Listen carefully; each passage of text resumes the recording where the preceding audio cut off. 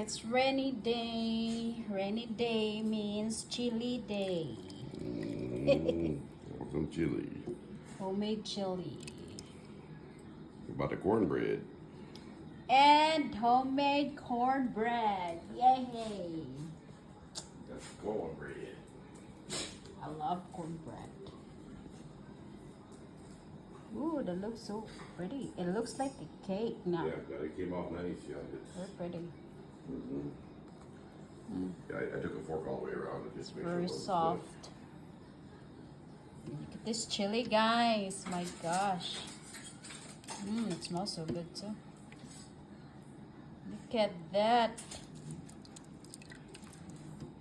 And that's real chili. That's Oaxaca's, anchos. I forget all the peppers Yeah, they put in there. it's not from can. It's it's really from scratch. That was dried chili peppers. Using dried chili peppers and is this kidney beans, right? Got kidney bean, pinto bean, baked beans. I'm just gonna put both of these on one plate, not carry it over for YouTube. Okay.